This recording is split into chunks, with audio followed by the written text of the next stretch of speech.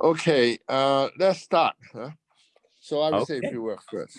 So ladies and gentlemen, today now we have another important and major talk on mathematics, literature, and history. It's a joint program between CMSA of Harvard University and also Tsinghua University in Beijing. So I will leave the Mr. Liu, Professor Liu, to chair this session.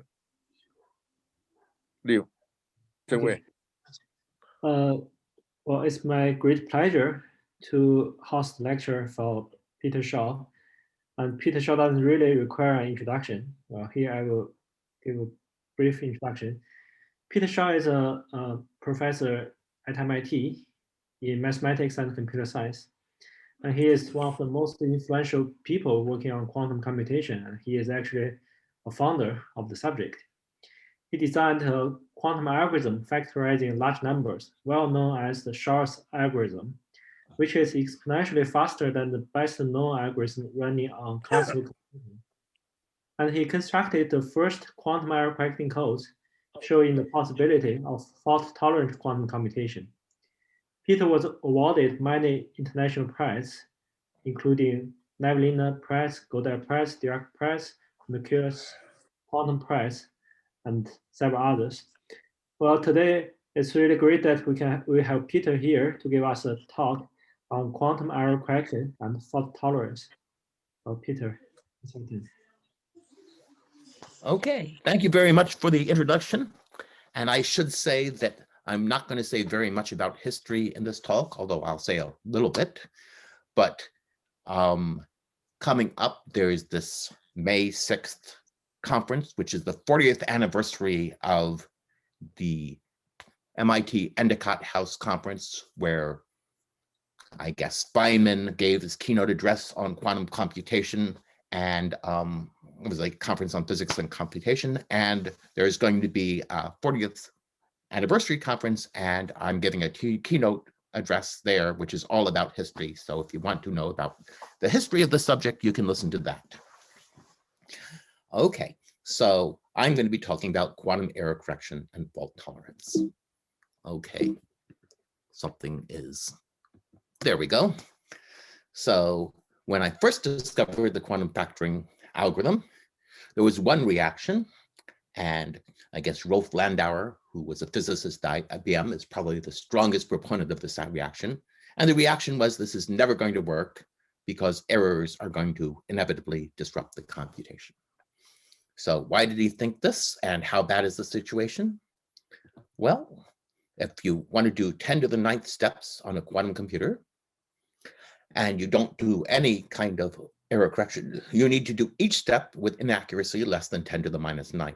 Now, 10 to the 9th steps is not that long for, if you want to factor a large number, and doing it each step with inaccuracy less than 10 to the minus 9th is basically absolutely impossible. At least experimental physicists now think it's absolutely impossible.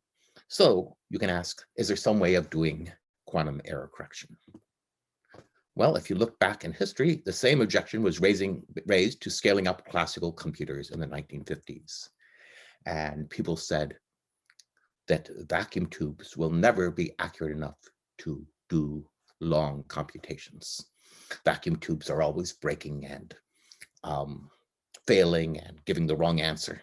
So von Neumann, in response to this, showed that you could build reliable classical computers out of unreliable classical components. And then he speculated that the brain did something of the kind. So we can look back and ask, well, can you use these techniques for quantum computation? So currently, we don't actually use many of these techniques because we have extremely reliable computer chips, so we don't need them, but we could if we had to.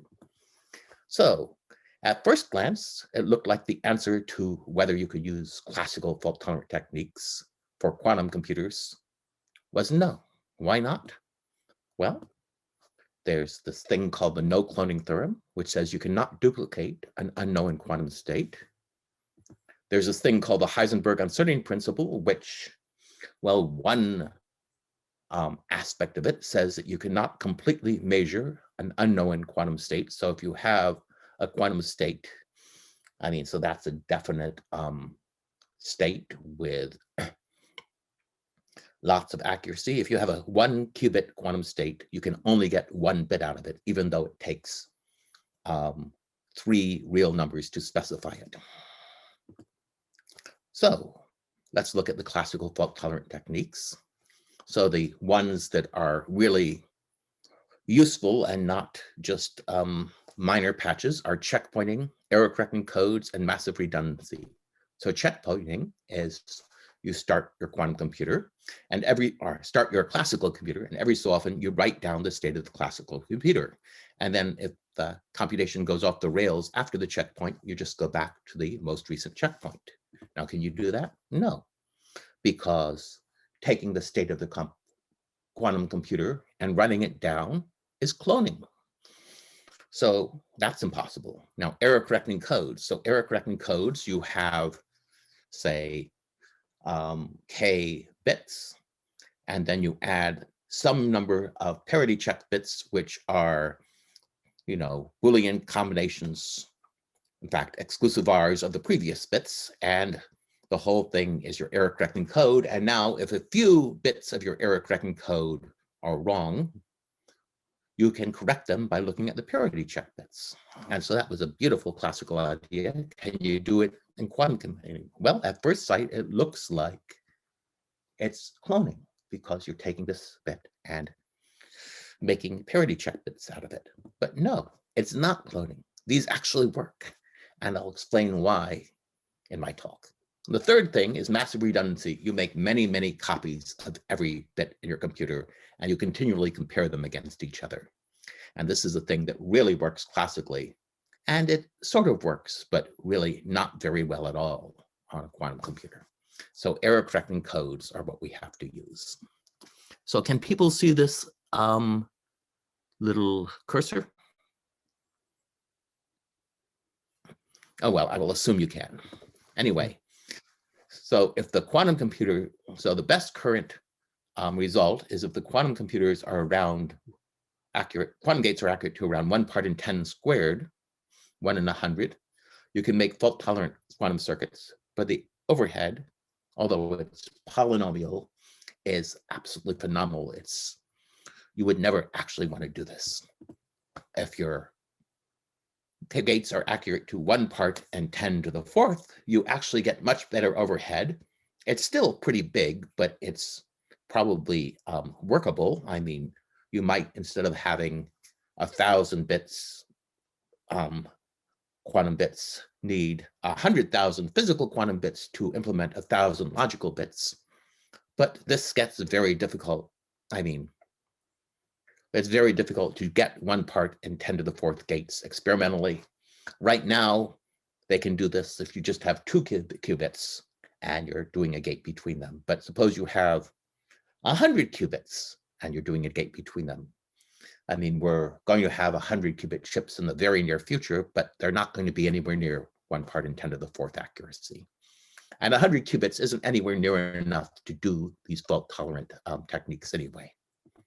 And the best upper bound is 1 part in 5 or so.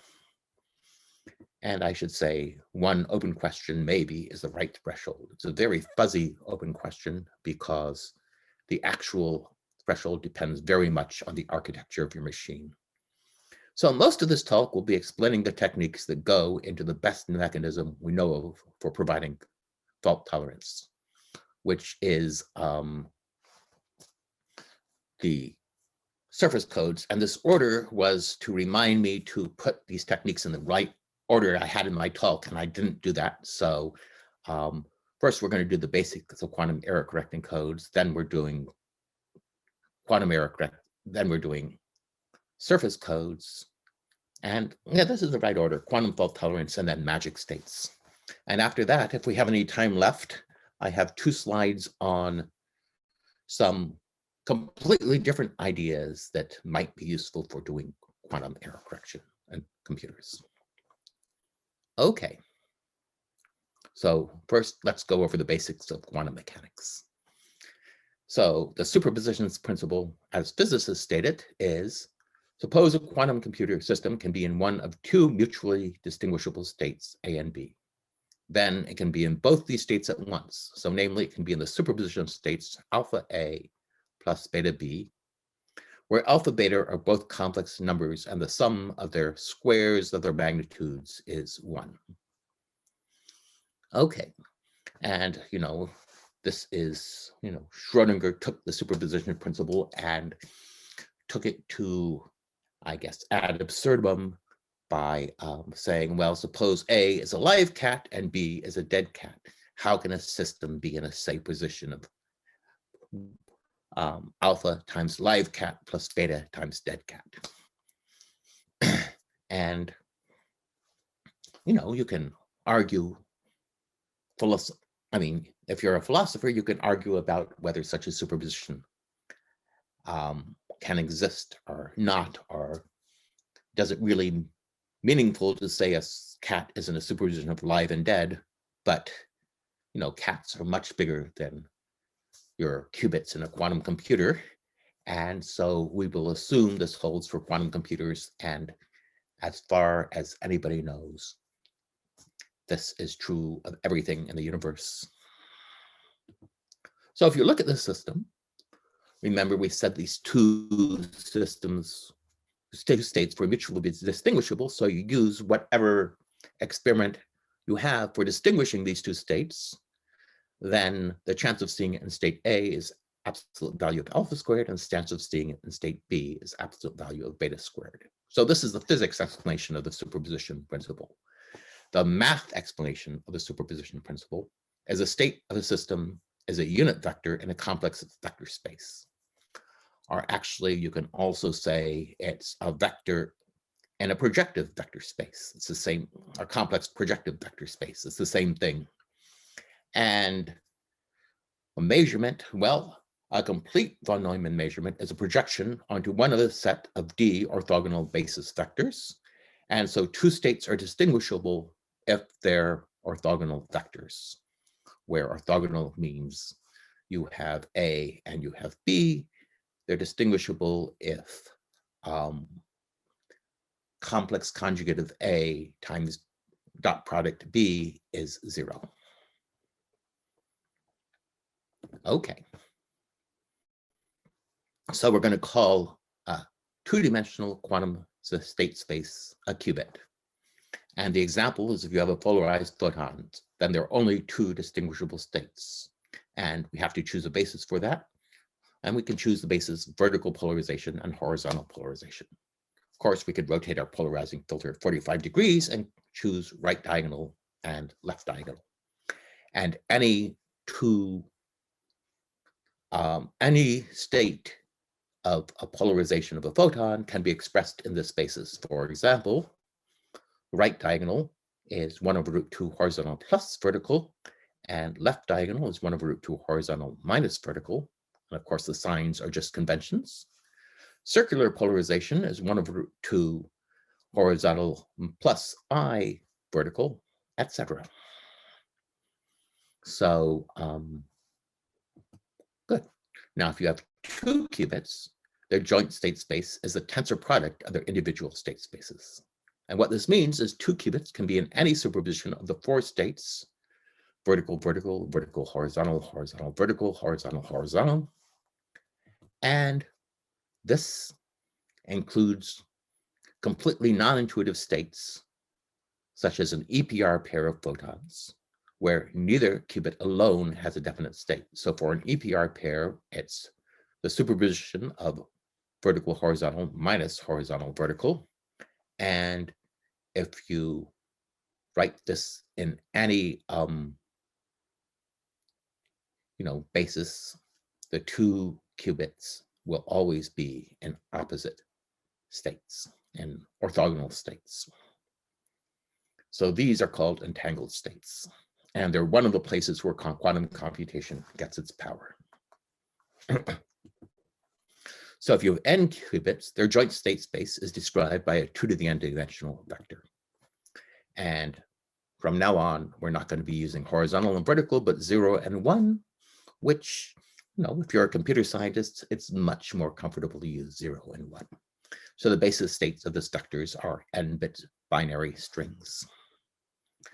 And the high dimensionality of the space is another place where quantum computing obtains its power. So the linearity principle says the evolution of an isolated quantum system is linear. The measurement operator is not linear, and again, you can have endless philosophical arguments over what exactly this means, and physicists have, but let's not worry about that in this talk. So the evolution of pure states in an isolated system is we have a linear operator on a vector space. It's just a matrix. And to preserve probability, the matrices must be unitary, which means their conjugate transpose has to be the same as the original matrix. So we wanted to say what a von Neumann measurement is. So suppose you have a quantum state space C to the n. A von Neumann measurement corresponds to a complete set of orthogonal subspaces. So complete means that all of these orthogonal subspaces span C sub n, and that means that the sums of their dimensions has to be n. So if we let pi sub s sub I be the projection matrix onto the ith subspace, the corresponding von Neumann measurement projects the quantum state onto the ith subspace. So you get I as the classical output of the measurement with probability v pi sub si v. And this v is the original vector. And this is the left thing is called a bra, which means you put them, and this right thing is called a ket. You put them together and you get a bracket, or a bracket, which is, I guess, Dirac's wordplay. And so it's the conjugate transpose projection matrix V, which is just a scalar, and that's a probability. And after you make the measurement, the state, the quantum state is the state projected onto the ith subspace. And there indeed is a more general class of measurements, but we're not going to need them for this talk, so I won't define them. Okay, so now I think we know enough to talk about quantum error correcting codes. So let's go back and look at classical error correcting codes. The simplest classical error correcting code, and it's the only one known before around 1950 or so, is the repetition code. So you have a 0. So maybe this bit 0 means attack at dawn. So it's a message. And you send it to your general. Now, you want to make sure that your general gets this message. So instead of sending 1 horseman with a message, you send 4 horsemen with a message, and you know one of them is going to get through with high probability. So that's the idea behind the classical error correcting code. We just replace each bit with many copies of it, and 3 is the smallest number that will work, and that's the one we'll use in this example because, it's really easy to think about. And you can see that you can decode it just by taking the majority, and if 1 bit is corrupted, you still get the original message. Well, what about the quantum version? Well, where you can take the 0 state to 0, 0, 0, 3 copies of the 0 state, and 1, 2, 3 copies of the 1 state. And that is a 3-qubit quantum error correcting code. How well does it work? Well, we'll explain it in the next few slides. So suppose you have a bit flip. So what a bit flip is the sigma x Pauli matrix. There are 3 Pauli matrices, sigma x, sigma y, sigma z, and I'll introduce them all eventually in this talk. But right now, the sigma x is a bit flip. And if you apply a sigma x to the second bit, it takes 0, 0, 0, L. Okay, this L should not be there, I'm sorry. 0, L is a logical 0, and it's represented by 3 zeros, and a 1L is a logic L represented by 3 1s, and this should just be 0, 0, 0. So it takes 0, 0, 0 to 0, 1, 0. It flips the second bit, and 1, 1, 1 to 1, 0, 1. it flips the second bit. So now we ask which bit is different. So asking which different bit is different is a measurement that projects it onto one of 4 two-dimensional subspaces. And you know, this dimensional subspace is 0, 1, 0, and 1, 0, 1. So this is a set of vectors for which the second bit is different. And the possible answers to which bit are different are none, bit 1, bit 2, and bit 3. And that corresponds to the fact that there are 4 subspaces here. And now once we've found the incorrect bit, we can apply a Pali matrix or a bit flip to this incorrect bit and correct the error. So that works. And in fact, if you encode superpositions using this code, so logical 0 plus superimposed with a logical 1 goes to 0, 0, 0 plus 1, 1, 1. Now, if you look at this, you will see that we're not cloning, because if we were cloning this state, alpha 0 plus beta 1, we would get 3 qubits, each of which was in the state alpha 0 plus beta 1. And in fact, we get a superposition of 0, 0, 0 and 1, 1, 1. So encoding in this code is not cloning, which means we can do it. It doesn't violate the no cloning theorem. So suppose we have a bit error in the second bit. We can correct it, and we still stay in the superposition because we project this whole state onto the superposition. And when the result is measured, the result is bit 2 is flipped, and the measurement gives the same answer for both elements of the superposition. So the superposition is not destroyed, and now we can correct the error by applying sigma x to the second bit.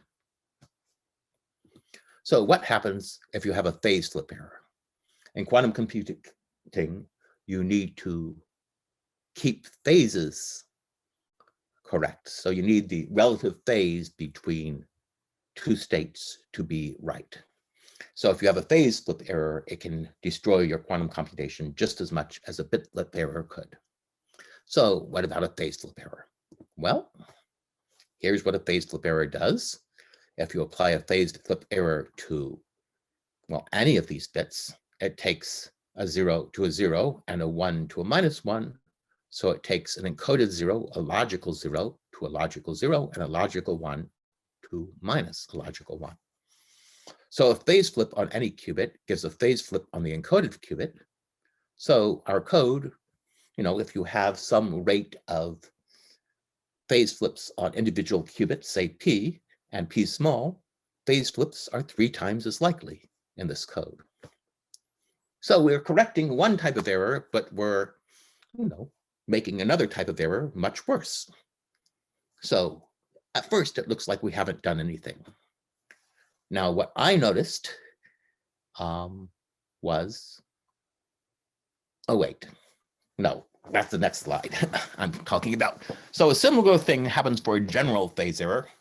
And if you have errors e to the I theta 1, e to the I theta 2, on e to the I theta 3 on qubits 1, 2, 3, these are phase errors, then the phase error in the encoded qubit is the phase error corresponding to the phase, the sum of these 3 phases. And that means phase errors behave like errors in analog computation. And errors in analog computation are generally known to be uncorrectable. So our nice analog of the repetition code hasn't helped. Well, there's another code that we can look at. What you can see fairly easily is the unitary transformation, which is called a Hadamard gate, takes bit flips to phase flips and vice versa. And you can see this by just saying that Hadamard times bit flip times the conjugate transpose of the Hadamard matrix, which is actually the Hadamard matrix, is a phase flip. And so suppose we apply the Hadamard transform to original code. What do we get? We get a new code. And I'm skipping all the computations for how you apply the Hadamard transform, but it's absolutely very straightforward. So 0 is encoded by a superposition of states with an odd number of zeros, and 1 by the superposition of states with an even number of zeros. So now we can see a bit flip on any qubit exchanges 0 and 1, which means it takes a state with a superposition of an odd number of zeros to a superposition of an even number of zeros and vice versa. And that means it takes a logical 0 to a logical 1. So a bit flip on any qubit induces a bit flip on a logical qubit. So bit flips are 3 times as likely. But a phase flip on any qubit is correctable. And that's because it takes a state to an orthogonal state, and that means that there is a von Neumann measurement, which will tell you which state had a phase, which qubit has a phase flip, and then you can undo it. So now we have one code that corrects phase flips, but makes bit flips worse, one code that corrects bit flips and makes phase flip worse. What do we do? Well, we put these two codes together. So technically what we do is we can concatenate the two codes. We first encode the qubits using our 3-bit phase correcting code, and then we encode each of the resulting 3 bits with our qubit bit error correcting code. And it turns out the resulting code protects against both phase errors and bit errors. So this is called concatenating the 3 codes. So this was the first real quantum error correcting code discovered. And this is what it looks like. And this code will correct any error in one of the 9 qubits. And the outer code corrects the phase errors, and the inner one corrects the bit errors. So if you have a bit flip, it's corrected by comparison with the other 2 qubits in this group of 3. And if you have a phase flip on a single qubit, it has the same result as a phase flip on any of the other qubits in the group of 3. And what this means is you can use the correction process exactly as you did in the 3-qubit phase error correcting code. And you can correct a phase error in any single qubit, as well as a bit error in any single qubit. And that means that because you can correct both a bit error and a phase error, you can correct this third Pauli matrix, sigma y, which is its definition, and it corresponds to both a phase error and a bit error. So sigma y is just sigma x times sigma z with an extra I factor, and you put the I factor in to make the 3 matrices behave symmetrically. So this is the standard physics definition of the 3 Pauli matrices. But there are many, many more quantum errors you can apply to qubits. And you can ask, can these be corrected? So you can take an arbitrary unitary matrix and apply it to a single qubit, and that's a valid quantum operation. You can take a measurement and apply it to a single qubit, another valid quantum operation. So you can ask, can you correct these? So the theorem is if you can correct a tensor product of t or fewer of the following 3 types, so you have t errors, and you can correct t errors of a single Pauli matrix, and technically that's t Pauli matrices, or a Pauli matrix on t of the qubits tensored with an identity matrix on the rest of the qubits. Then you can fix any error restricted to t qubits. And I am not going to give a proof of this, but I'll give a proof sketch. And the proof sketch is basically the identity matrix, and sigma x, sigma y, and sigma z form for a basis for 2 by 2 matrices. And thus, if you have a single qubit error, you can decompose this error into an identity matrix component and 3 Pauli matrix components. And then when you measure the error, it will project the error onto one of these 3 things. And, well, the state collapses, if you use the language of physicists, to actually have the error that you measured, in which case you can correct the error that you measured. And in fact, you can decompose any error on T qubits to sum of tensor products of T of the Pauli matrices with the identity on those qubits. So if you have an error that only affects T qubits, and you can correct any Pauli type errors on T qubits, then you can correct any error on T qubits. And we will do an example of this for the phase error correcting code, just because this is the biggest code you can actually, I mean, this is a simple example, but you can see what's actually going on. So you have, so here is the phase error correcting code. This is an encoded 0 and an encoded 1. And what happens if you apply a general phase error to some qubit? Can we correct this? Well, we can rewrite the error as e to the minus I theta and e to the I theta in the diagonal, because multiplying a quantum state by an arbitrary unit complex phase doesn't change the quantum state. So we rewrite the error as this and then apply it. And let's see. Okay, I have the chat. So suppose we apply it to qubit 1. Then we get an e to the minus I theta for all of these basis states which have a 0 in the first qubit, and e to the I theta on the states which have a 1 in the first qubit. And now you can rewrite this as cos theta applied to, well, applied to this, which turns out to be our logical 0, and minus I sine theta applied to this, which turns out to be the logical 0 with a phase flip on the first qubit.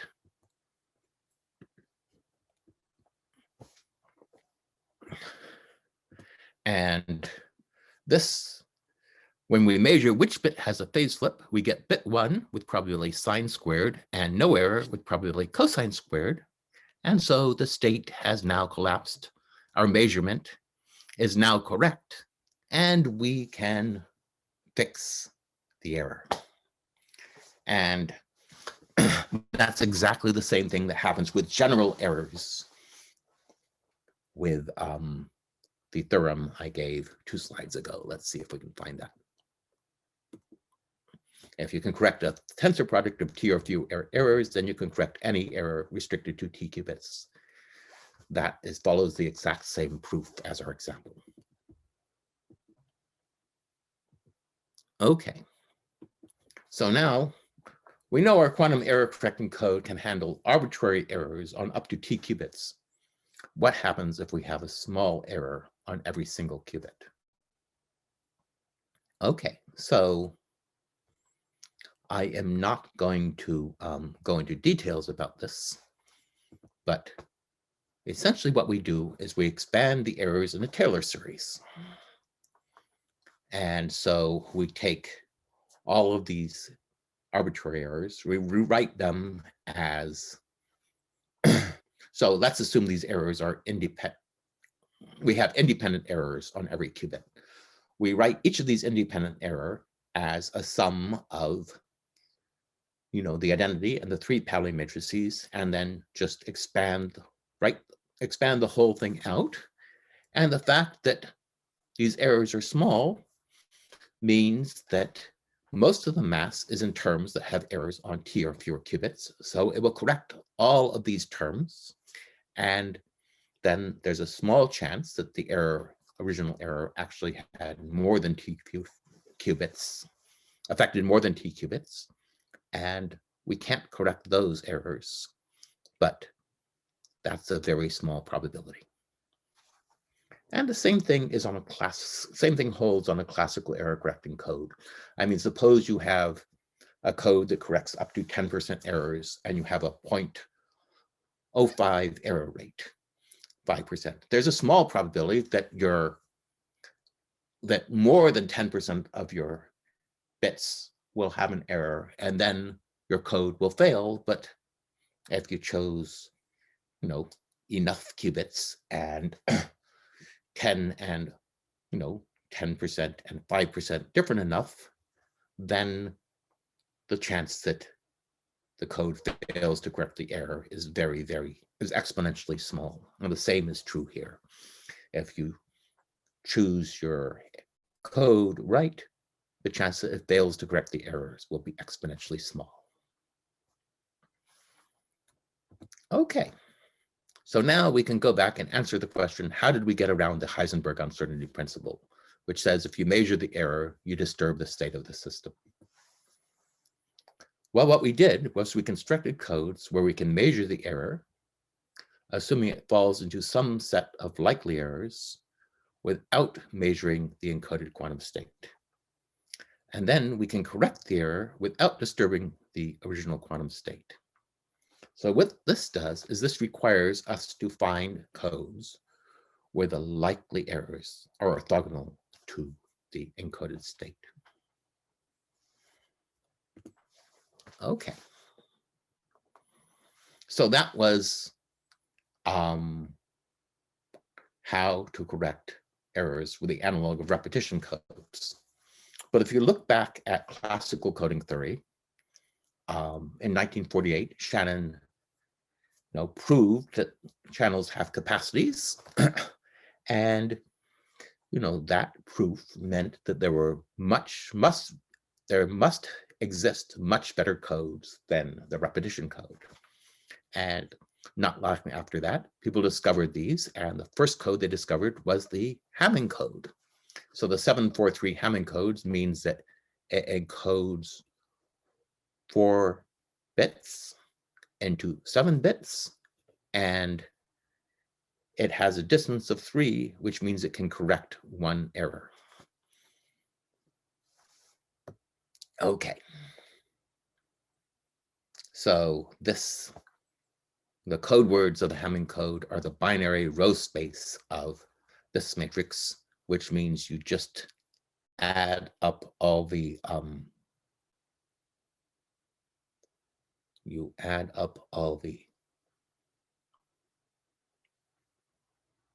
bits and you get this. So the quantum analog of the 3-bit repetition code is a 9-qubit code. So you could ask, can you make better Hamming codes? Well, here is the generator matrix for the Hamming code. And there's something called a parity check matrix. And the parity check matrix is just a matrix whose rows are all orthogonal to the rows here. So for example, if we take this row 1101 or 001101 and look at its inner product with this row, it overlaps on 2 bits there. So the inner product of these 2 rows is 1 plus 1 or 0. So this is a basis for the orthogonal space to this space. And because it's binary, the orthogonal space and the original space contain some of the same vectors. So how do we correct errors? Well, what we do is we take h dot v equals 0 if v is in C, and h dot v is a syndrome, which tells us the location of the errors. So quantum Hamming code, well, the quantum Hamming code, which I basically found by playing around with this Hamming code, is you take the superposition of all of these vectors in the parity check matrix and the dual of the Hamming code, and then take the rest of the vectors in the Hamming code, which are just these ones plus the all ones vector. So if you start with 0, 1, 0, 0, 1, 1, 1, and add the all ones vector to it, you get 1, 0, 1, 1, 0, 0, 0, which is one of the things in this superposition. So this will correct one error using 7 qubits rather than 9 qubits. So the bit flip errors are all correctable, basically because all of these elements in the superpositions are in the Hamming code, and bit flip errors are just behave exactly the same as classical single bit errors. So because the Hamming code can correct all those errors, and if you measure the syndrome, you know which to correct, then the Hamming code can correct a bit flip error. Well, what about phase flip errors? Well, recall we had this transformation that took bit flips to phase flips and phase flips to bit flips. What happens if you apply it to this code? Well, you get the same code back. You get the Hamming code again. So now a phase flip error is correctable because you can just apply a Hadamard to every qubit and correct. And the phase flip error turns into a bit flip error. And now the code is the same, so you can correct phase flip errors. So that's a remarkable property. So we have a code now that corrects bit flip errors and phase flip errors. So by our theorem, it will correct any arbitrary single qubit error. Okay, so now you can ask, well, what happens to this code? Can you generalize it? And the answer is yes. And it's not all that hard. I mean, so now I'm going to go into a little technical coding theory. So suppose you have two weakly dual codes, C1 and C2 perpendicular. So these are two. So weakly dual just means that every code word in this code is orthogonal to every code word in this other code. So for X in C1 and Y in this should be C2 dual, X dot Y equals 0. And that means that C2 is contained in C1. Okay, so we have two weakly dual codes. What do we do? Well, what we can do is define code words corresponding to the cosets of C2 and C1. And the code word corresponding to the coset given by X is just the superposition of all words in that, or all code words in that coset. And what happens is that when we take the dual of this, we get the same code back, only instead of C1 and C2, we have C2 dual and C1 dual. And so if our code C1 can correct T1 errors and our code C2 can correct T2 errors, then the resulting CSS code can correct T1 bit errors and T2 phase errors. So now we turned the problem of discovering quantum CSS codes into the problem of discovering weakly dual classical codes, for which the weakly dual codes are good error correcting codes. And actually there's this huge classical literature on codes, and we can just look at it and find a whole bunch of good CSS codes. And you can also use techniques on classical coding theory to prove theorems about how good CSS codes are, and you can prove. So basically, I mean, there are all sorts of good theorems on, there are all sorts of theorems on what's the minimum distance of a code. I guess this is the,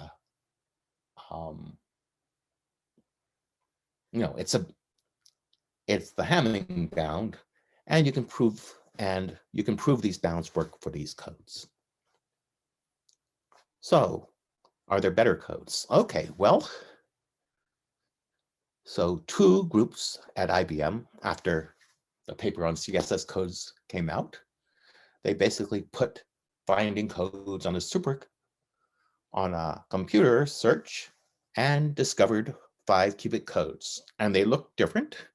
But in fact, by playing around with them, you could find that they were actually the same if you applied various transformations to the qubits and permuted the qubits, excuse me, etc.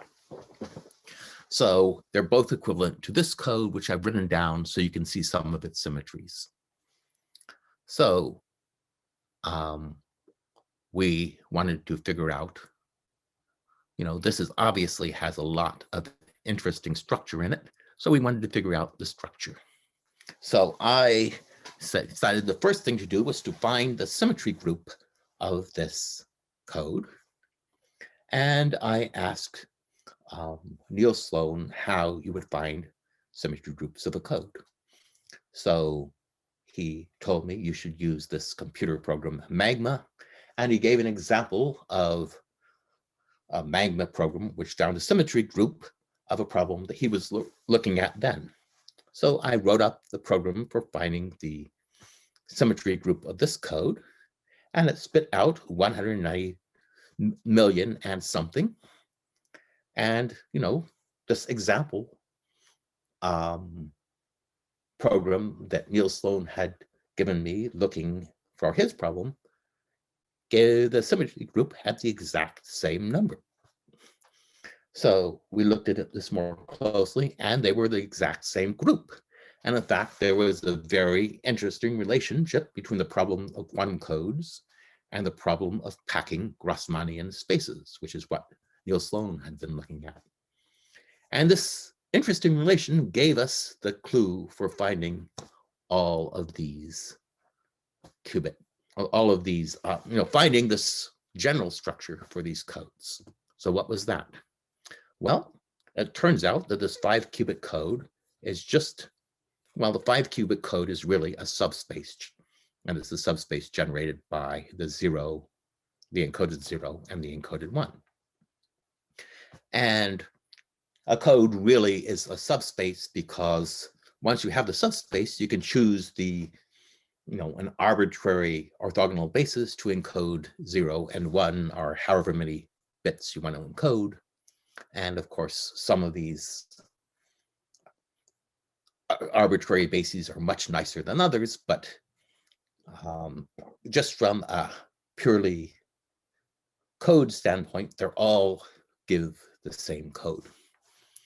So it's a subspace of states left invariant by the following 4 unitary transformations, where you can see that they're tensor products of sigma x's, sigma y's, and sigma z's.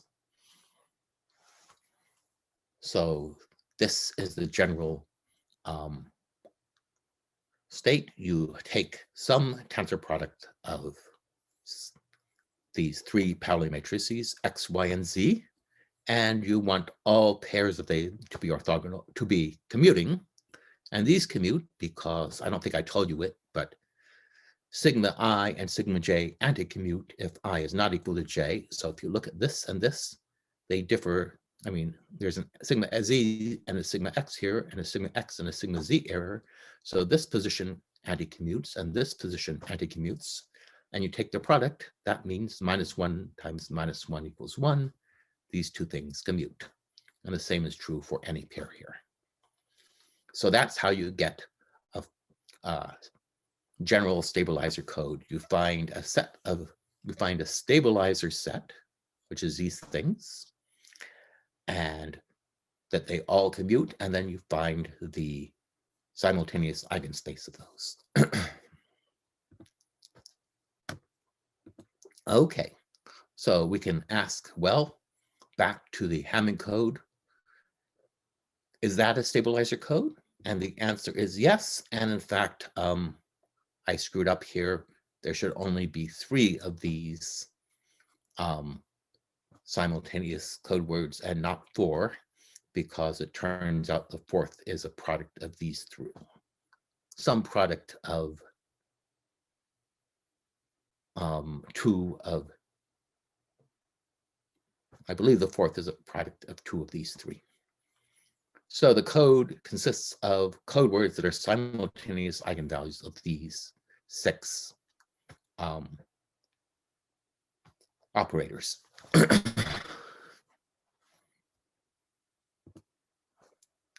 And you can go up and check that these leave all of this space invariant. For example, if you apply sigma x to the first, second, third, and fourth, let's apply a sigma x to the first, second, third, and fifth of this. That's 1, 1, 1, 0, 1.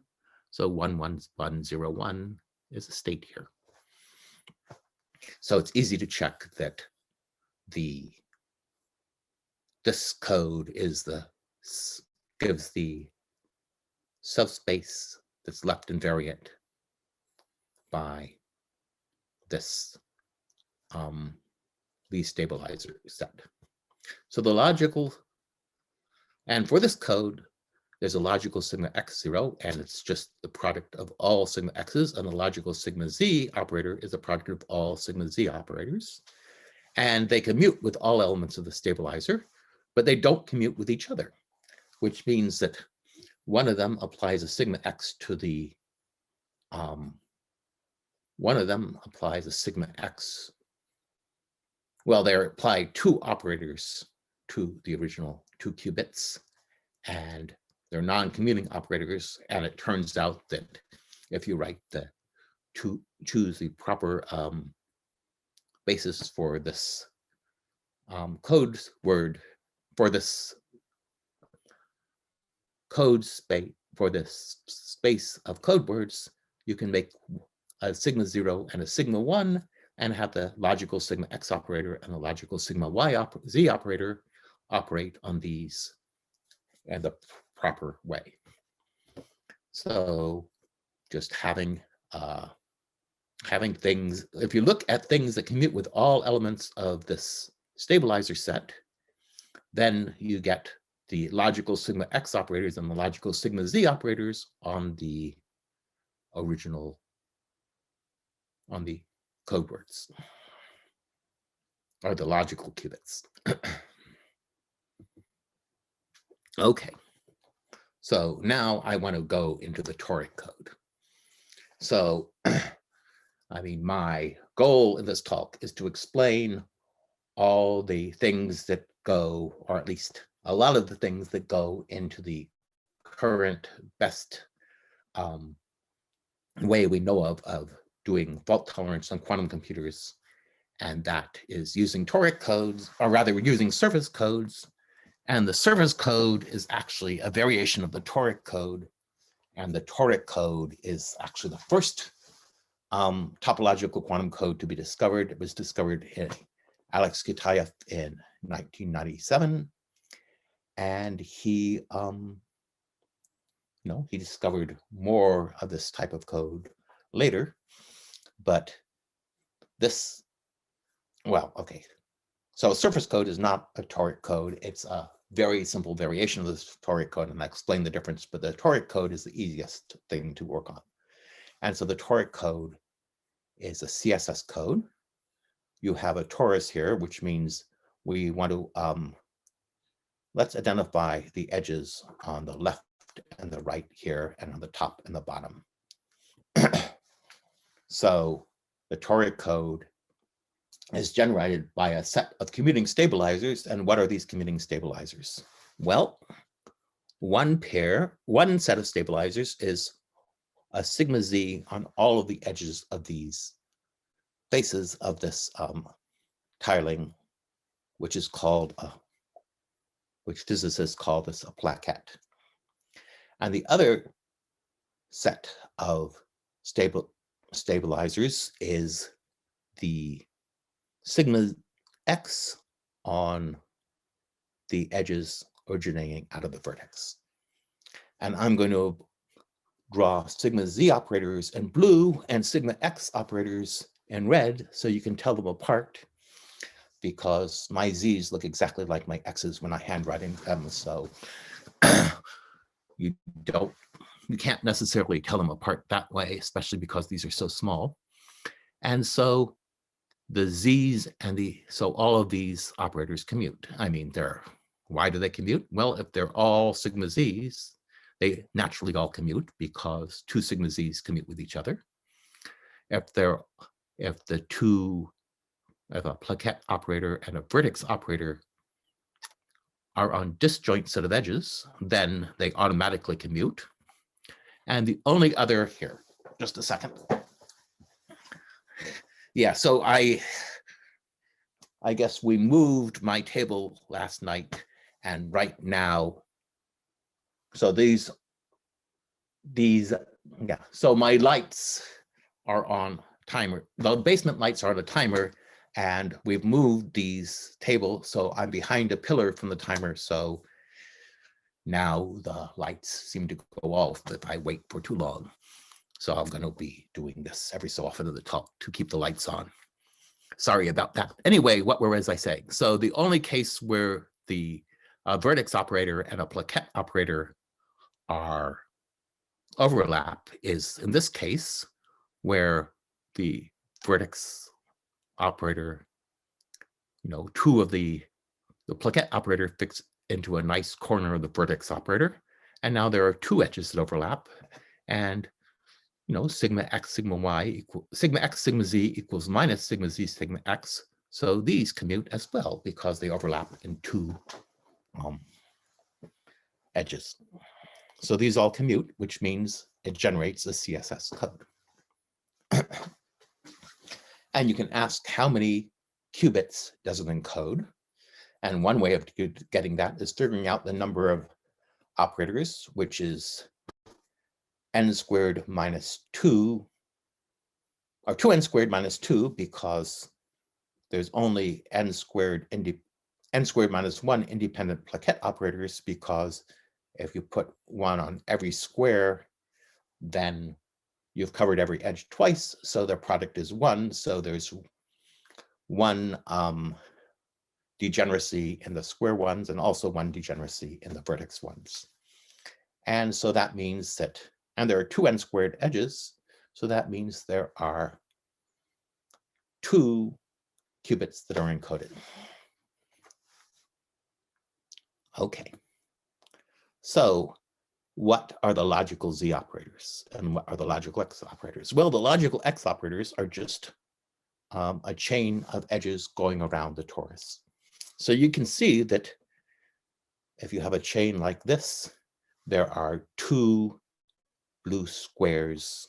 I mean, it overlaps with 0 are 2 edges with every square, and they commute with the vertex operators because they're all sigma x's. And here you have a chain that goes down, or that wraps around the square vertically. And this is a sigma z operator applied to the qubits. And you can see that any vertex operator overlaps this chain wrapping around in 2 edges, and that means it commutes with it. So these 2 things commute with every stabilizer operator, but they don't commute with each other because, if you have a vertical chain and a horizontal chain, they overlap at 1 edge. So they anti-commute. So this is a sigma z applied to 1 of the qubits, and this is a sigma x applied to the same qubit. And let's see. And of course, the other 2 logical operators are sigma x going across and a sigma z going down. I'm sorry, a sigma z going across and a sigma x going down. So you can ask, how do you correct errors on a toric code? Well, there will be some elements of the stabilizer which are not satisfied.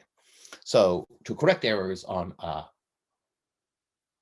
CSS code, you measure all these stabilizer elements and figure out which ones give you, find the eigenvalue of each of these operators, and some of them are going to be 1, in which case the state satisfies that one, and some of them are going to be -1, and the -1s are the ones that aren't satisfied. So you find all the ones that aren't satisfied, and I'm just assuming that these are all vertex operators here to make things easier. Plaquette operators are exactly the same, except you take the dual graph. And now you find the shortest set of paths that correct all these incorrect elements. So if you applied sigma z to all of these, to these two edges, well, it anti-commutes with this thing. So now, after you've applied this operator will be stabilized, and it similarly for this operator. So if you apply sigma z path connecting these incorrect vertices, you will have figured out you will have corrected the state to a state that's now in your CSS code. And the only way you can correct it into the wrong code word is if you do something topologically different. So instead of wrapping around here, which would have corrected 2 errors, because there's an error on this edge, an error on this edge, if you applied it along this path, which corrects 3 errors, then you would have corrected it to a code word which has a sigma z apply. Well, you get 1 code word if you correct it going up, and a different code word if you correct it not crossing the thing. So that means that if you correct it, you can correct this 2 different ways depending on whether you wrap around or not, and those give you 2 different code words. So the only way you can correct it incorrectly is if you accidentally apply a wrapping around in your different edges. So if you corrected this error by using these 2 edges, down and across rather than across and down, you would have corrected it to the same code word. So what you do is you find the shortest set of paths that connect all of these incorrect vertex operators, and then you apply that. And if you have a large square and not too many errors, that is almost certainly going to be the right correction. So now we can ask, how many errors does the toric code correct? Well, it has 2n qubits, and you need to have an error that hits n edges to actually change it from one code word to a different code word, because you need to wrap around, which means it corrects if you have error which has less than 1/2 n edges incorrect, then it will always correct it to the right code word, which means that the distance of this code is order of square root of the number of qubits in the code. So the toric code is pretty good because square root of n is not, it's fairly large number if you have a large toric code. Okay. Professor Well, Shor, yeah, you have a question? yes, we have a question from the audience, which is that the toric code seems robust, but is it also efficient or fast enough? Well, that's a good question. So right now, Well, there's a problem with the toric code, but we can fix that with surface codes, which I will get to. But right now, the best way we know of to correct errors on a quantum computer is use toric codes. But this is inefficient because suppose you have a 7 by 7 squares, then to encode 1 qubit, you need 2 times 49 physical qubits to encode 1 logical qubit, which means you need, you're blowing up the number of qubits you use by a factor of 100. And we would really rather not do that. So yeah, toric codes are good in that they have large distances, but they're bad in that they waste space. But the worst waste of space is in terms of magic space, which we will get to later. But you can't put toruses on computer chips. So what do? Well, okay, come on, what's wrong? Here we go. Well, instead of a toric code, you can use a rectangle where the edges don't wrap around, and you have 1 smooth edge, that's this one, and 1 rough edge. And that means that your logical operators are sigma x's, are vertex operators, a chain of vertex operators going horizontally across this thing, and a chain of plaquette operators going vertically. And I won't go into the details of that, but this will encode 1 qubit in roughly exactly the same way that qubits were encoded in toric codes. And this surface code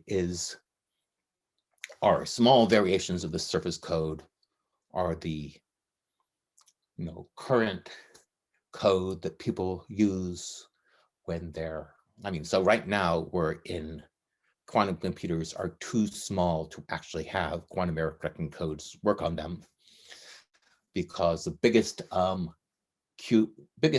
quantum computer we built is 60-something qubits.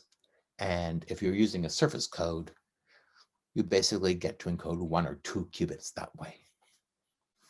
But when they're, designing hypothetical large-scale quantum computers, they use the surface code. So now I want to switch topics and talk about actually doing computation on a computer. And I see I'm going to run out of time, so I will try to go through the next part a little bit quickly. So to compute, what we need to do is first you need to put the input into the computer, change the state of the computer, and get the output out of the computer. So input, well, the model, quantum circuit model, is you just start the computer in the state corresponding to the input in binary. And you actually might, in fact, are very likely to need extra workspace in the algorithm, which means you start the workspace in the state of all zeros. So that's straightforward. And for fault-tolerant quantum computation, you need to construct encoded input states. So instead of this 1, 0, 0, 1, 0, you would need to construct the logical zeros and logical ones in a surface code. And it's not completely obvious how to do that, but I'm not going to talk about this in my talk because I'd run out of time. And the more interesting part is in the actual computation. For output, well, at the end of the computation, the computer is in some quantum state. And we, by the Heisenberg uncertainty principle, we cannot measure all these alpha i's, which are the amplitudes in that quantum state.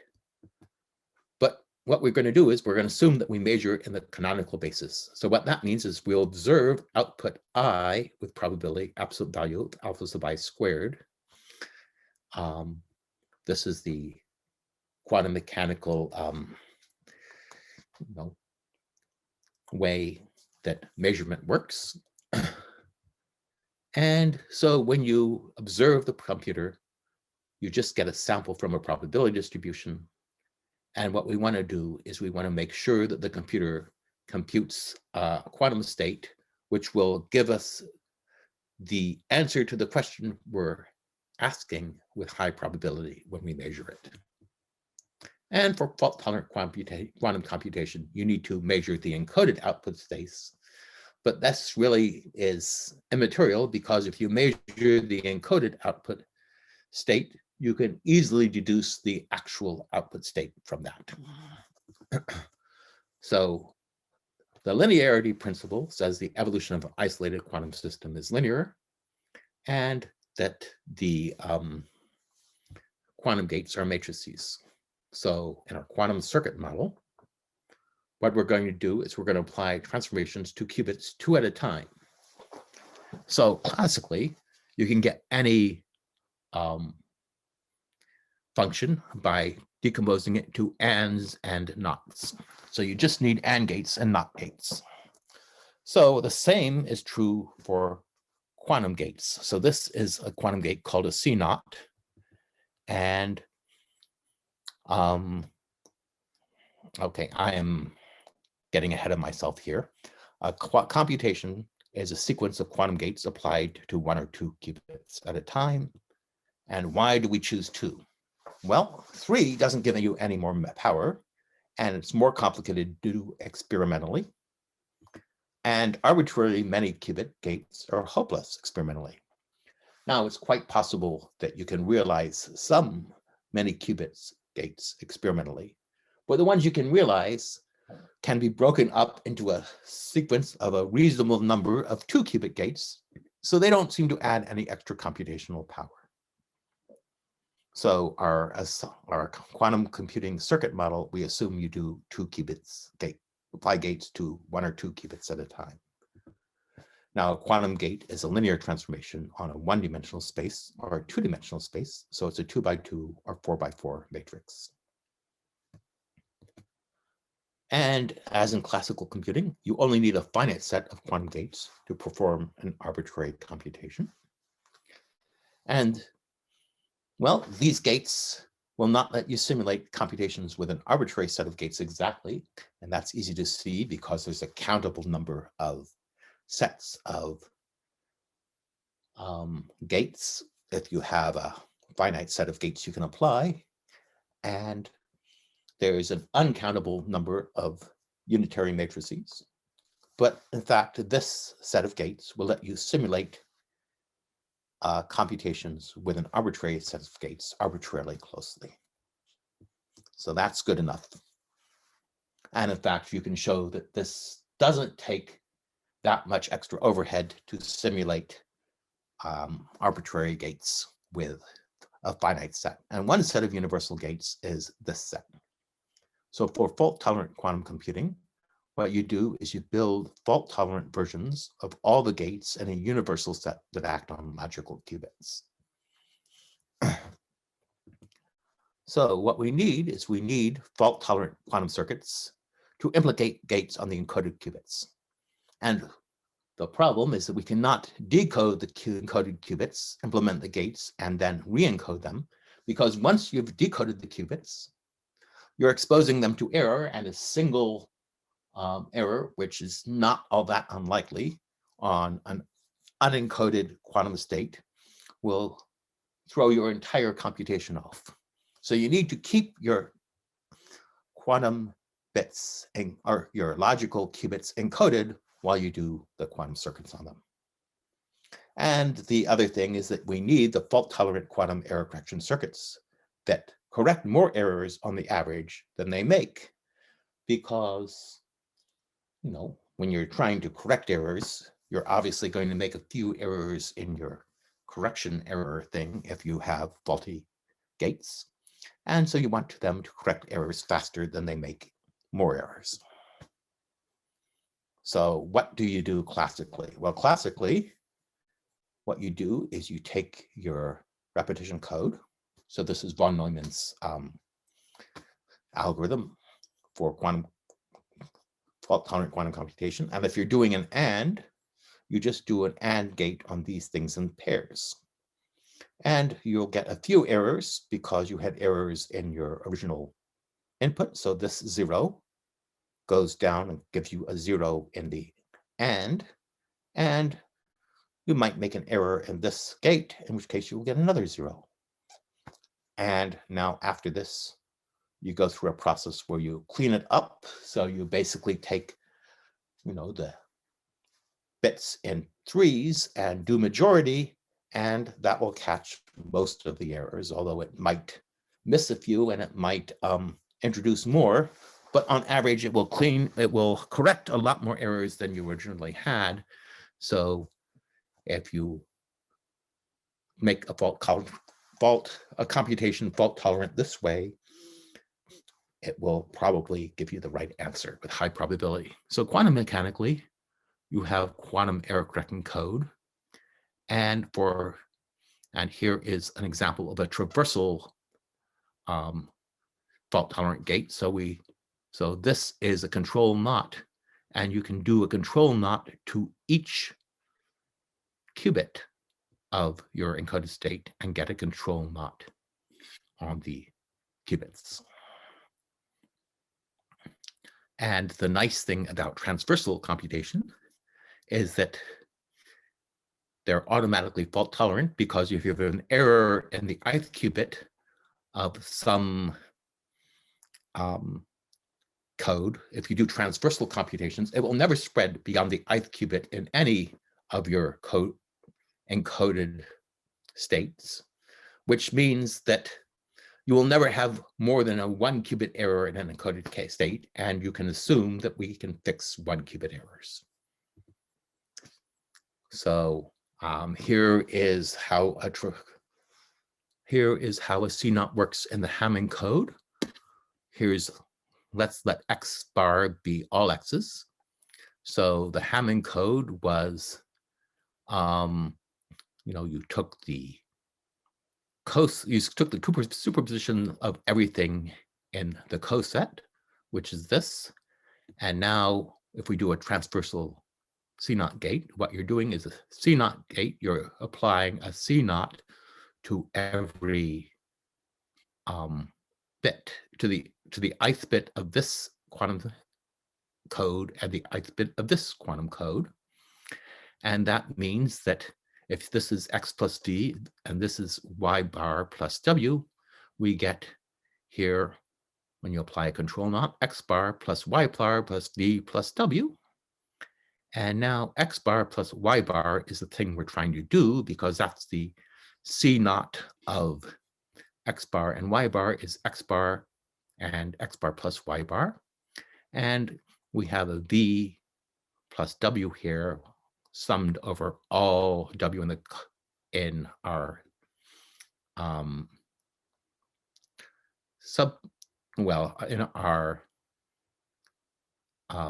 subgroup.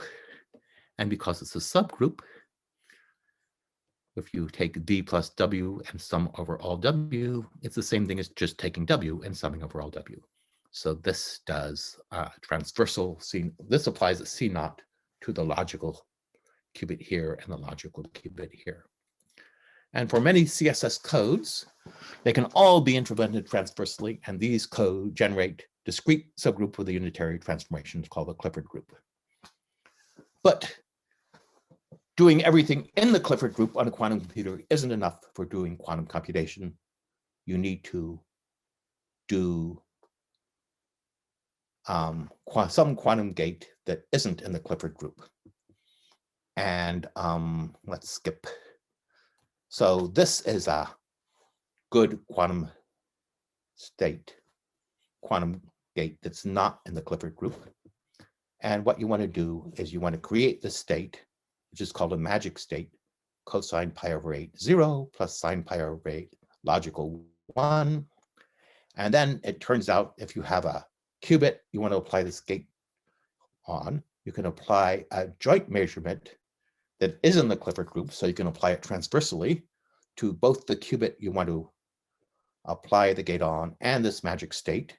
And then, depending on the results of this measurement, you may have to apply rotation pi over 4 rotation to correct it, because what happens when you do this is it either rotates it by pi over 8 to the left or pi over 8 to the right. And if you rotate it by pi over 8 to the left, then you have to rotate it by pi/4 to the right to get your desired thing. But the pi/4 rotation is in the Clifford group, so you can do it. So that's how magic state works. And how do you create the magic state? I do not have time for that. And what's the disadvantage of using surface codes and magic states for fault-tolerant computation is the amount of overhead. And the problem with using magic state computation is the way you create these magic states is you take 7 states that are close to a magic state, and then you do a joint measurement on all of them, and you get one state that's even much closer to the magic state you want. So you have to create lots and lots and lots of approximate magic states and then distill them into a few very good magic states. And then you can use the magic states you've distilled to do real computation. And that means that on your quantum computer, most of your resources are used for preparing these magic states, which is really seems like an incredible waste of resources. And if there was some way to do better than that, it would be great. Okay. So, well, I have 2 slides on possible ways to, proceed without magic states and surface codes. One of them is LPDC codes, and these are codes with small parity checks. So the surface code is one of them. But there are other ones, and one way of constructing these is using hypergraph products. And hypergraph products are a completely different way of constructing LDPC codes, and we haven't figured out how to use hypergraphic products to do quantum computation well yet, but maybe we can. And the other construction is related to topological quantum computation. So in topological quantum computation, you have computations where you braid quasi-particles called onions around each other and observe what products you get when you fuse 2 of them. And you can create a Hamiltonian, which you can simulate by qubits on a grid, which has anyons as its energy excitations. So that means you can actually do topological quantum computation using quantum codes. And this might be another way to get around surface codes. And I think that's all and this is my last slide, so I should open it up for questions. Thank you very much for the beautiful talk. And here are some questions. One is from Jincheng Gu. And you mentioned that the current best size we have is about 60 qubits. What's the crux to build a large quantum computer? What's the problem for building a large quantum computer? Well, first, people are going to, so I guess Google tried to build, so Google did this supremacy computation with a 53 qubit machine. And actually they built a 54 qubit chip, but one of the qubits didn't work right. So you really need a lot more experimental precision when you're constructing quantum bits to build a chip with thousands of qubits. The other thing is that right now, the qubits we have on large chips are really not very reliable. So maybe, the gates are 99% accurate or 99.5% accurate. Well, that means if you do length 200 computation, there's a 50% probability that one of your qubits has done something wrong, which means that the results aren't going to work. So if you have qubits that are only 99% accurate, there's no point in trying to build a chip with 1,000 of them, because by the time you've applied a gate to every single qubit, you've made an error and the results of your computation are unreliable. So you really need much better quantum gates and much better manufacturing techniques before you can build large computer chips. On the other hand, there are, academic experimental physicists who have built quantum gates or built chips with 2 qubits on them, which have much higher accuracies than 99%. So it's possible. It's just, combining the scaling and the accuracy and everything is really something which we haven't figured out how to do yet. But, if you believe there's a Moore's law for quantum, for qubits, then we shouldn't be more than 20 or 30 years before we have very large scale quantum computers that work. And here's a question from Yixuan Wang.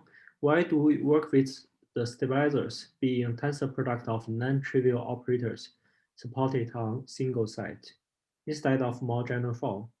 Is this because all general stabilizer codes are equivalent to the stabilizers of this type up to a global unitary transformation, or just because such stabilizers are both within reach of serial and experimental realizations? Well, so I guess these anyons and topological quantum computation, they're actually not the Pauli matrices that are the basic, building blocks, but more complicated things. But these codes are much more complicated to think about, and really, I think all the ones that have been designed so far are actually more complicated than the stabilizer codes.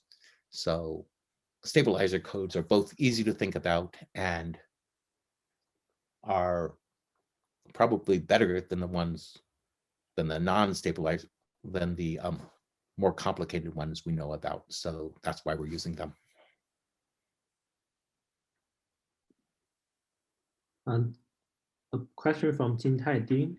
How those quantum error correcting codes are used practically? How are they used practically? Well, they're not yet. But they would, if we ever get large, okay, so there's 2 things. If we ever get large scale quantum computers, we're going to have to use fault tolerance. And the only way we know how to do fault tolerance is quantum error correcting code. And there's another thing, there's something called quantum key distribution, where 2 people with a quantum channel between them can agree on a key which an eavesdropper is guaranteed cannot be discovered. It cannot be discovered by an eavesdropper by the laws of physics and not just by the assumption that some computation is hard. And the way the proofs of the security of quantum key distribution work, many of them go through quantum error correcting codes. And the third thing is it's entirely possible that you could build physics experiments for measuring things better than you could otherwise by using quantum error correcting codes. For example, the best quantum clocks, best clocks we know about use something that's equivalent to the repetition code in them. And it's entirely possible that we could build better clocks using quantum error correcting codes in their design, although I don't know if anybody has actually proposed a protocol for it, but it seems conceivable. We have several questions still. Which experimental system is most promising? Well, the ones that are the most promising so far are using ion traps and using transmons with superconducting chips.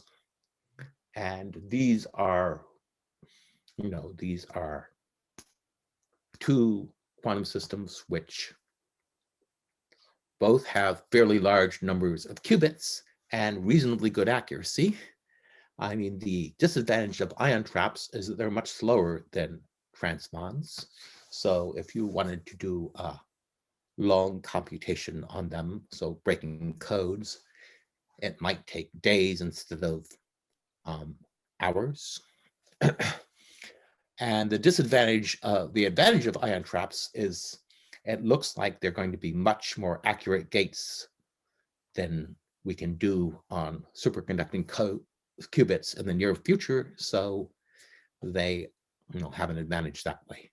So I'm not going to be able to decide between these two things. And then there are also other people investigating completely different techniques like quantum dots and other stuff. And I don't know, I don't know that they're not going to be able to come up with some very clever way and surpass ion traps and transmons right now.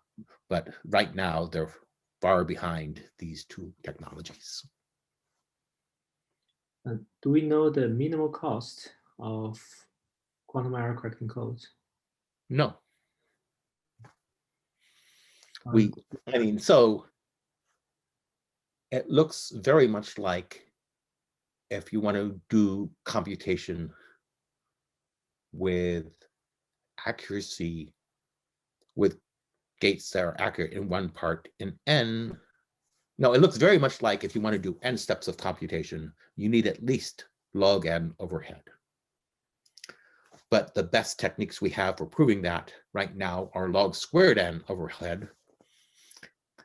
And we have very, very bad lower bounds on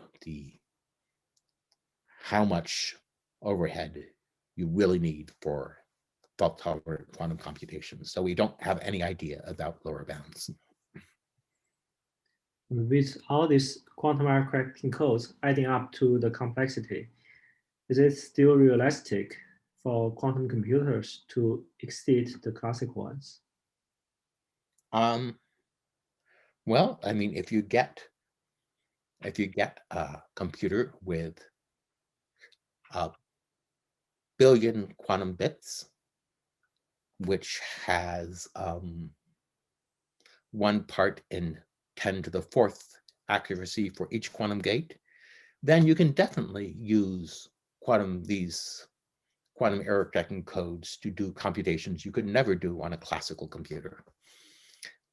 And a billion qubits and 1 part in 10 to the 4th are really completely trivial numbers for classical computers. So there's definitely hope.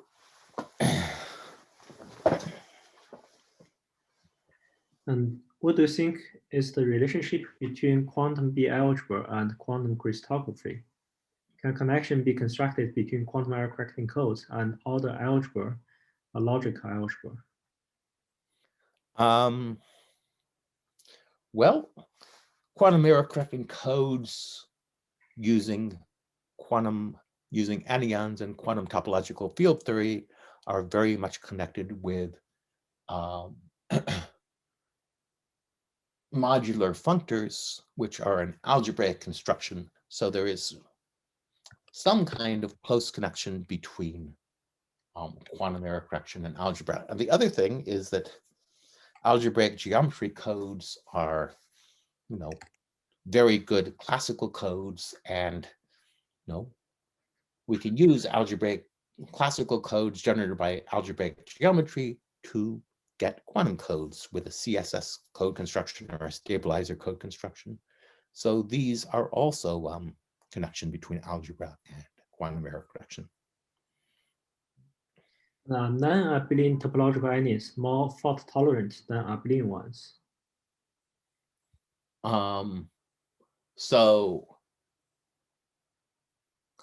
Well, the real advantage of non-abelian anyons rather than abelian anyons is that non-abelian anyons, you can do computations with them directly on the anions. So if you braid one anion around another, this does a quantum gate on the underlying Hilbert space. And if you have a billion anions and you braid one around each other, this quantum gate is just multiplies by, it's just basically multiplication by a complex phase. So you're never going to get anywhere, any interesting computations doing those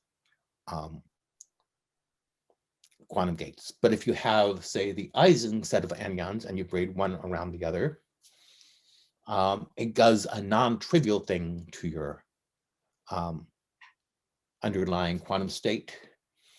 So if you have a complicated enough set of anions, then you can definitely do quantum computation just by braiding the anions around each other.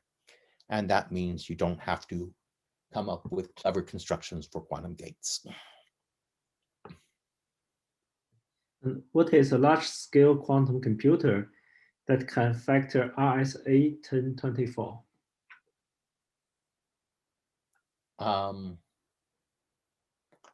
Well, I mean, there are studies saying if you have, a quantum computer that can do X million operations and it has Y million quantum bits, and it has each operation accurate to one part in X, then you can factor RSA, and you can look up these papers on the archive, but I don't have the numbers memorized.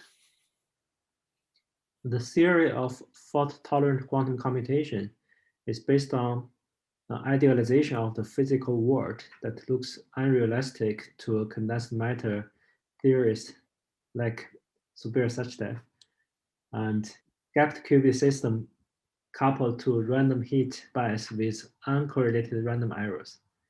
In practice, qubits are coupled to numerous gapless elements with an experimental large Hilbert space of interacting degrees of freedom. The small errors get very quickly magnetified by many body quantum queues and are not uncorrelated between qubits. So what are your thoughts on making the theory more realistic?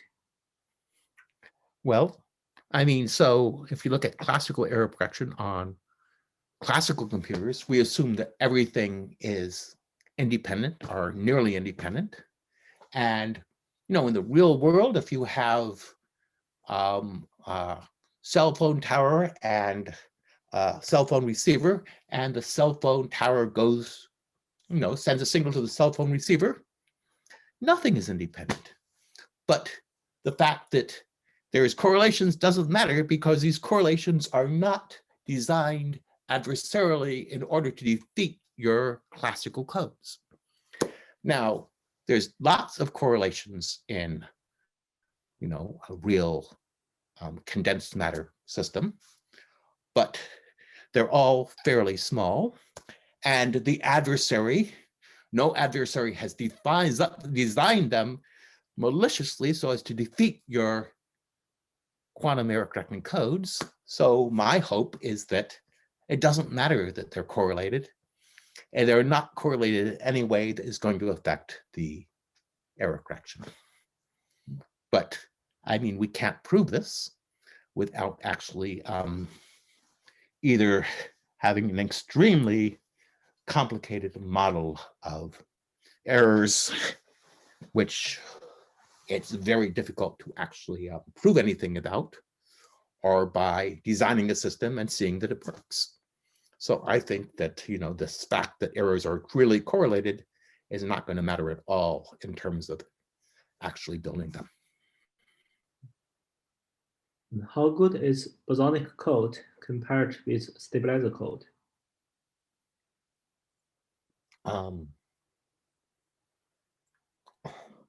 Well, I mean, there's lots of different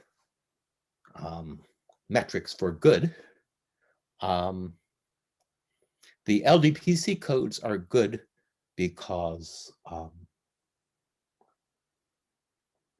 Well, so the one big problem, well, first,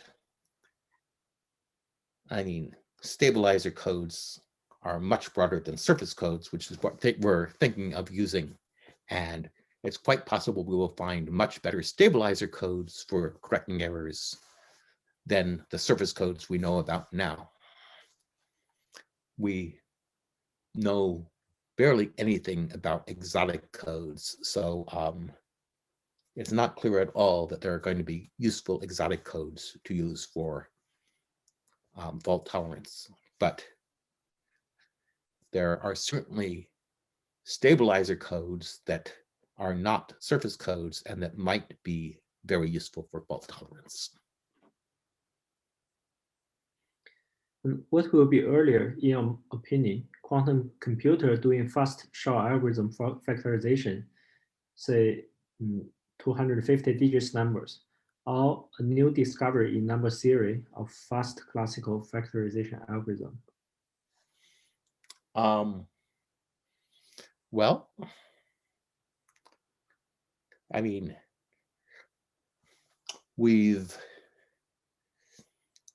been a long time since there's since there's been a new fast factorization algorithm in number theory, and I mean, it's quite possible someone could come up with a polynomial time algorithm for factorization tomorrow, but it's also quite possible that such a thing doesn't exist, and we already know all the good algorithms for factoring 250-digit numbers.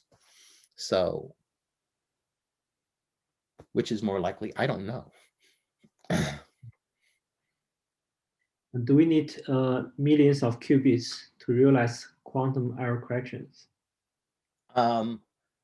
Well, if you want to do quantum error correction on, if you want to do a computation with several thousand qubits and do quantum error correction on it, then you probably, using the techniques we know about, you probably do need 1 million qubits. But first, I think it's much more likely that someone will come up with a way of doing quantum error correction where the overhead is 10 rather than 100 in the next 10 years. It's much more likely that will happen rather than someone finding better classical factoring algorithm. So I think, and the other thing is, if you want to just demonstrate quantum error correction on 3 or 4 qubits, I think you could do it with 100 physical qubits, and we're going to have that in the next few years. And whether there is still exponential speed up for quantum computer after we consider noise? Well, if we assume the noise is independent, yes, there is. If we assume the noise is not independent and is not maliciously controlled by some kind of adversary who's trying to defeat our computation, we don't have any proof that there is, but I think it's very, very likely. And classical codes have some other parameters of interest, like locality. And are concepts like locality even of interest or relevance in quantum error corrections? Yeah, so locality is probably one of the main reasons that people, planning to build, quantum computers in the distant future are using surface codes rather than these hypergraph product codes as locality. So locality is very important for quantum codes, and I have basically swept that under the rug in my talk, but it's a very important consideration, yeah. And have people thought about using machine learning to design better quantum error correcting codes?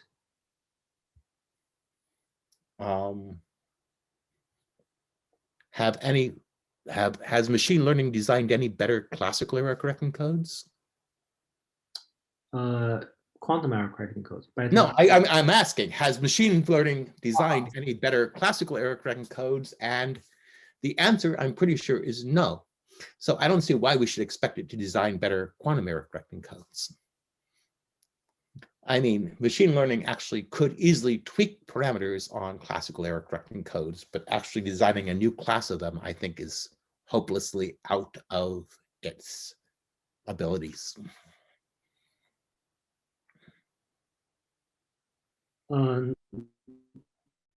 How could an attacker control noise?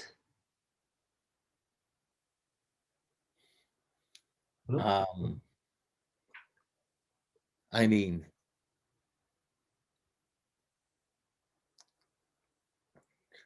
there are no real attackers for, the attacker that we're imagining is controlling the noise is nature, and nature is not malicious, just random. So I don't think an attacker is going to control noise to defeat quantum computers. How did you find the factoring algorithm? How did I find the factoring algorithm? Well, I would say watch my May 6th talk at the 40th anniversary of the quantum, the physics and computation conference at Endicott House on May 6th. But how did I find it? Well, essentially, I saw Dan Simon's algorithm for, I'm solving this contrived problem on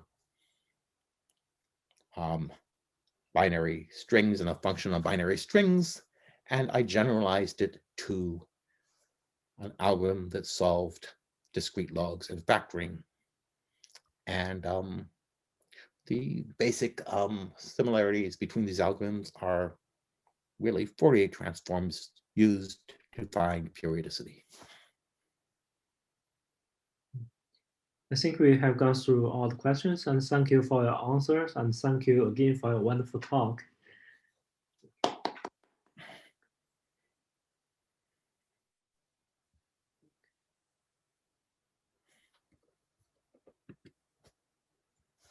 Okay.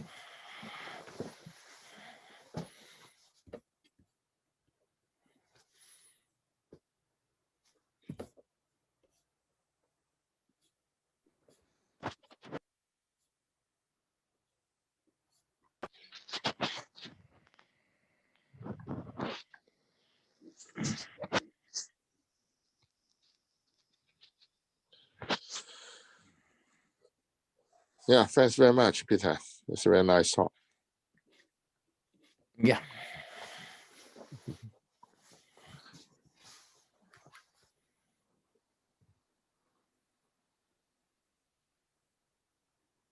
Okay, so. Okay, goodbye. Thank you. Goodbye. Thank you again. Yeah, bye. Welcome.